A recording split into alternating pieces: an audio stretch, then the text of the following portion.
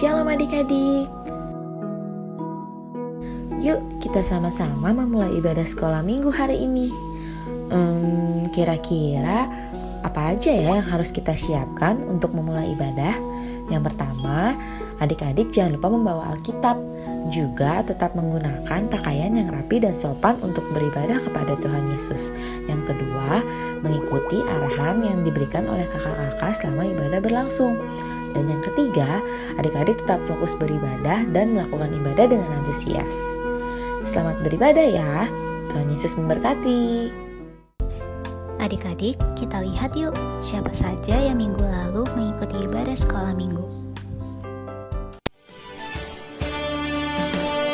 Tiada berkesudahan, kasih setiamu Tuhan, selalu baru rahmat-Mu bagiku.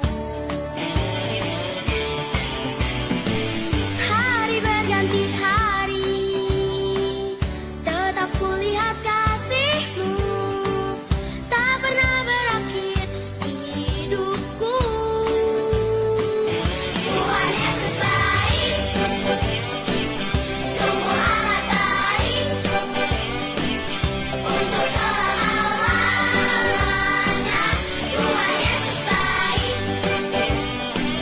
Tuhan Yesus baik, sungguh amat baik, untuk selama-lamanya.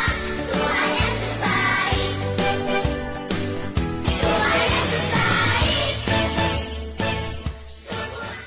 Jonathan, hai Isha, apa kabar? Kita ibadah sekolah minggu yuk. Ayo, tapi sebelum itu kita sapa dulu teman-teman di rumah. Hai teman-teman di rumah, shalom. Kita bertemu lagi di ibadah sekolah minggu bersama saya Richard dan saya Jonathan. Yuk teman-teman, sebelum beribadah kita akan berdoa. Tuhan Yesus berkati kami di dalam ibadah ini, Tuhan, kami minta pimpinan Roh Kudus ada bagi kami, dan juga Tuhan, kami minta Tuhan memberkati ibadah ini, dari awal sampai akhir. Dalam nama Tuhan Yesus, kami berdoa. Haleluya. Amin. Teman-teman, kita sangat bersyukur karena Tuhan Yesus menyertai kita setiap hari, dari Senin sampai Minggu. Yuk kita nyanyi pujian ini sama-sama.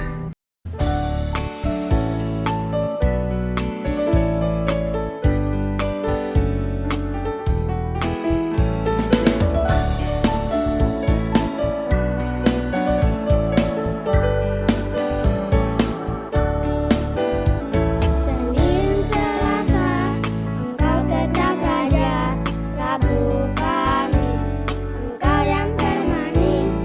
Jumat, Sabtu, Ku tetap milikmu. Minggu, aku terus memujimu.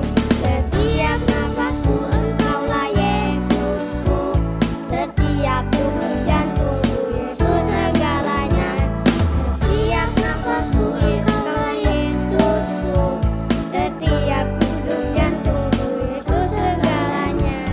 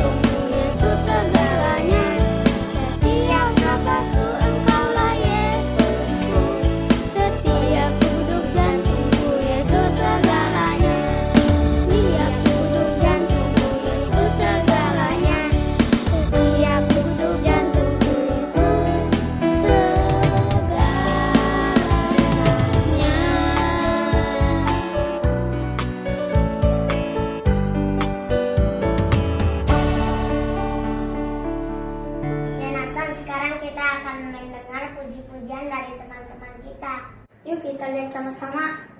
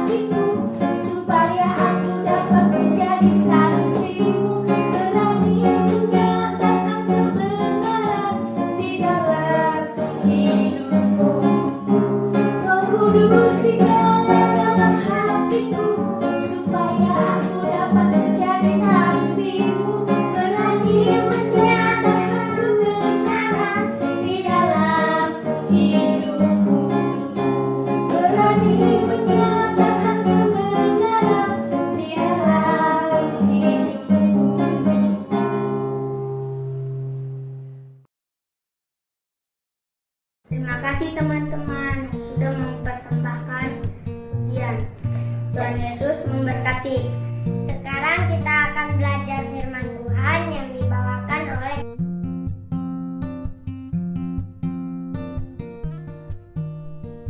Sebelumnya kita akan menyanyikan lagu Firman Tuhan Ku Dengar.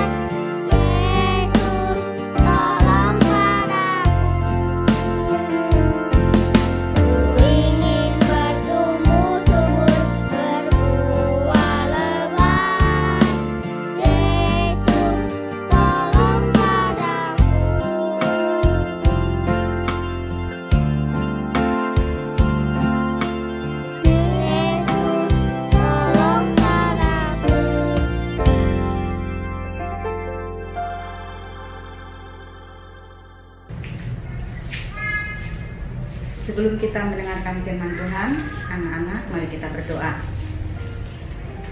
Tuhan Yesus, terima kasih untuk pagi hari ini Engkau sudah memberikan kami tubuh yang sehat.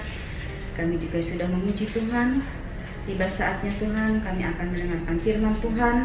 Kiranya Engkau memberkati supaya kami boleh mengerti akan firman-Mu dan kami boleh sungguh-sungguh melakukan firman Tuhan dalam hidup kami sehari-hari. Terima kasih Tuhan. Dalam nama Tuhan Yesus, kami sudah berdoa dan mengucap syukur. Haleluya. Amin. Shalom anak-anak. Nah, kita ketemu lagi hari ini. Anak-anak sudah siap mendengarkan firman Tuhan? Firman Tuhan hari ini kita akan belajar tentang Hari Pentakosta. Siapa yang sudah tahu apa itu Hari Pentakosta? Hari Pentakosta itu adalah hari pencurahan Roh Kudus. Nah, kita sebelum memperingati hari Pentakosta, beberapa waktu yang lalu kita sudah memperingati hari apa? Hari Jumat Agung, yaitu kematian Tuhan Yesus, dan juga hari Paskah, kebangkitan Tuhan Yesus. Nah, setelah Tuhan Yesus bangkit, selama 40 hari Tuhan Yesus hidup kembali, dan Tuhan Yesus bersama-sama murid-muridnya. Kemudian setelah 40 hari, Yesus terangkat ke surga. Nah, peristiwa Pentakosta itu terjadi 10 hari setelah Yesus naik ke surga. Jadi, waktu Tuhan Yesus sebelum naik ke surga, sebelum terangkat ke surga, dia berpesan kepada murid-muridnya untuk tinggal di Yerusalem, jangan kemana-mana. Tetap tinggal, karena kalau Tuhan Yesus naik ke surga, Bapa akan mengirimkan penolong, yaitu Roh Kudus. Jadi Tuhan akan mencurahkan Roh-Nya yang kudus pada waktu setelah Tuhan Yesus naik ke surga. 10 hari setelah Tuhan Yesus naik ke surga, waktu itu murid-murid berkumpul di suatu tempat. Mereka menantikan janji Bapa, menjanjikan janji Allah. Nah, pada waktu itu terjadilah apa yang dijanjikan oleh Bapa, itu pencurahan Roh Kudus yang disebut hari Pentakosta. Kita akan baca ayatnya, ada di Kisah Rasul 2 pasal 2 ayat 1 sampai 13. Kita akan baca sampai dengan pasal yang ke-6 dulu ya. Dari ayat 1 sampai 6. Ketika tiba hari Pentakosta, semua orang percaya berkumpul di satu tempat. Tiba-tiba turunlah dari langit suatu bunyi seperti tiupan angin keras yang memenuhi seluruh rumah di mana mereka duduk, dan tampaklah kepada mereka lidah-lidah seperti nyala api yang bertebaran dan hinggap pada mereka masing-masing. Maka penuhlah mereka dengan Roh Kudus. Lalu mereka mulai berkata-kata dalam bahasa-bahasa lain, seperti yang diberikan oleh Roh itu kepada mereka untuk mengatakannya. Waktu itu di Yerusalem, diam orang-orang Yahudi yang saleh dari segala bangsa di bawah naungan. Ketika turun bunyi itu, berkerumunlah orang banyak. Mereka bingung karena mereka masing-masing pendengar rasul-rasul itu berkata-kata dalam bahasa mereka sendiri. Ayat yang ke-7. Mereka semua tercengang-cengang dan heran, lalu berkata, bukankah mereka semua yang berkata-kata itu orang Galilea? Ayat 8. Bagaimana mungkin kita masing-masing mendengar mereka berkata-kata dalam bahasa kita sendiri, yaitu bahasa yang kita pakai di negeri asal kita. Sampai ayat 8 aja dulu ya. Nah, anak-anak, hari Pentakosta itu hari pencurahan Roh Kudus. Jadi semua orang waktu itu berkumpul di suatu tempat. Tiba-tiba turunlah dari langit suatu bunyi seperti tiupan angin keras.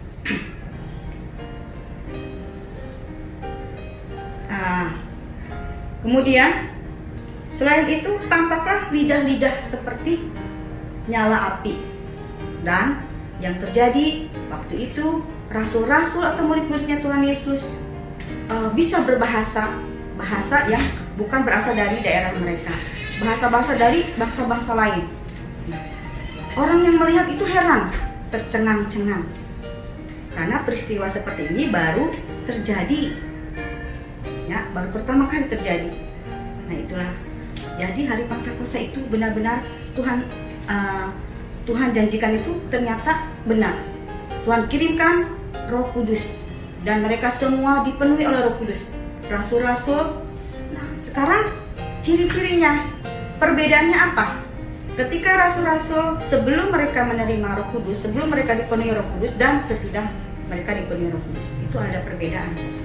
Ya, waktu itu mereka ingat tidak siapa murid Tuhan Yesus yang pernah menyangkal Yesus sampai 3 kali? Siapa? Iya betul, Petrus. Petrus waktu itu ketakutan ketika Tuhan Yesus disalib, ditangkap, dia tidak mau mengaku bahwa dia itu muridnya Tuhan Yesus. Ya, dia takut, dia tidak berani menampakkan diri, dia tidak berani mengaku bahwa dia adalah muridnya Tuhan Yesus.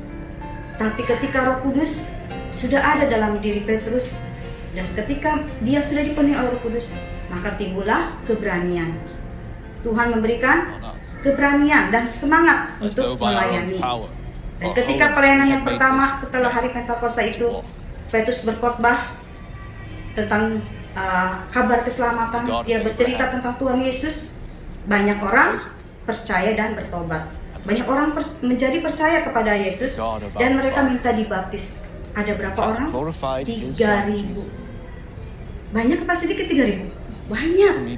Ya, bukan 1-2 orang atau 100 ribuan. 3.000 orang bertobat. 3.000 orang minta dibaptis di dalam nama Tuhan Yesus. Karena waktu itu Petrus sudah dipenuhi oleh Roh Kudus. Ya, jadi ketika kita dipenuhi oleh Roh Kudus ada perubahan. Yang tadinya mungkin pemalu jadi berani. Tadinya nggak mau melayani Tuhan. Saya malu. Kalau disuruh mimpin pujian masih malu-malu, nggak mau. Lalu kalau disuruh memberikan pujian, persembahan pujian juga masih malu-malu. Sekarang anak-anak tidak usah malu-malu lagi. Kalau anak-anak minta Roh Kudus untuk hadir dalam hati kita, maka Tuhan akan memberikan perubahan yang lebih baik. Anak-anak yang tadinya mungkin suka melawan mama papa, sekarang tidak lagi. Ada yang mengingatkan, gak boleh melawan orang tua, dosa. Yang anak-anak yang tadinya suka berkata-kata kasar, diingatkan oleh Roh Kudus, jangan berkata kasar. Itu tidak baik, itu dosa. Jadi ketika Roh Kudus ada dalam hati kita, kita berubah ya, menjadi anak-anak yang lebih baik, anak-anak yang takut akan Tuhan. Dan yang tadinya malu-malu, sekarang tidak malu lagi. Untuk apa? Untuk memuliakan Tuhan, untuk melayani Tuhan. Di sini siapa yang masih malu-malu mengaku bahwa jadi anak Tuhan, malu-malu berdoa? Jadi sekarang tidak lagi malu-malu ya. Mungkin anak-anak ketika jalan-jalan, makan-makan di luar, di restoran, siapa yang masih malu-malu, nggak mau doa? Kan nanti dilihatin orang. Kan di sini banyak orang yang belum kenal Yesus. Nggak mau takut. Sekarang jangan lagi ada yang takut atau malu ya. Supaya orang tahu bahwa kita itu anak Tuhan. Kita harus berani kalau memang kita hidup di dalam Tuhan Yesus. Dan yang tadinya malas-malas lagi untuk ibadah, rajin sekarang. Karena ada Roh Kudus, kita jadi rajin ibadah. Ya, nggak usah disuruh-suruh lagi sama mama papa. Semangat. Pagi-pagi sudah bangun, mandi, bukannya megang handphone untuk main-main game, tapi untuk ibadah. Karena saat ini kita masih ibadah online. Anak-anak tetap setia ya, walaupun di rumah. Siapa di sini yang mau dipenuhi Roh Kudus? Siapa yang mau melayani Tuhan, bersaksi? Nah, ketika kita sudah dipenuhi Roh Kudus seperti rasul-rasul, seperti Rasul Petrus, dia berkobar-kobar untuk melayani, bersaksi, menyaksikan cinta kasih Tuhan, bersaksi tentang kebaikan Tuhan, kuasa Tuhan, ya, dengan berani. Nah, kalau anak-anak masih kecil mungkin, saya masih kecil belum berani, bisa kita bersaksi dengan apa? Dengan sikap dan perbuatan kita. Ya, kita bersaksi dengan hidup kita. Ketika kita berubah menjadi anak yang baik, anak yang nurut, yang sayang kepada mama papa, sayang kepada saudara, kepada teman, itu kita sudah bersaksi. Berarti kita sudah bersaksi bahwa kita itu anak Tuhan. Karena Tuhan Yesus sudah mengajarkan yang baik. Tuhan Yesus mengajarkan tentang kasih, ya, bahwa kita harus sayang kepada orang tua, harus nurut, dan harus memperhatikan satu dengan yang lain. Itu perintah Tuhan. Jadi kita lakukan. Itu salah satu cara kita bersaksi, ya, dengan hidup kita.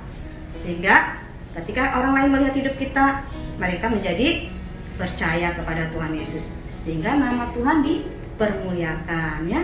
Anak-anak mau melayani Tuhan.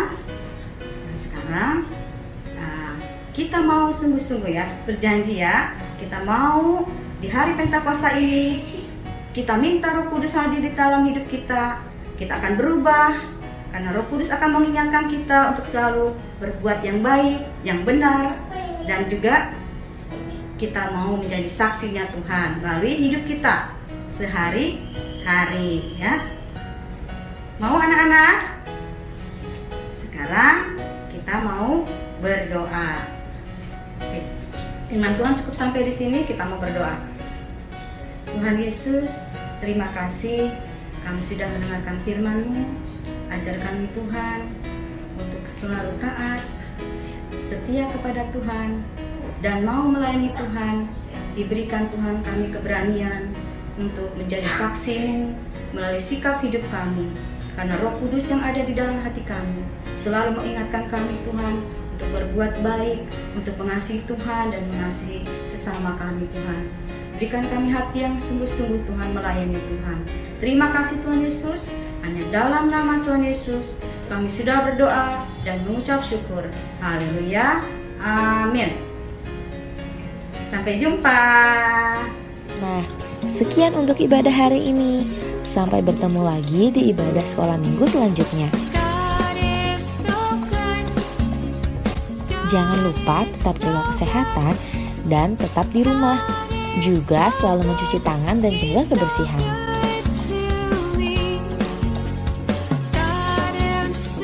Selamat hari Minggu adik-adik. Tuhan Yesus memberkati.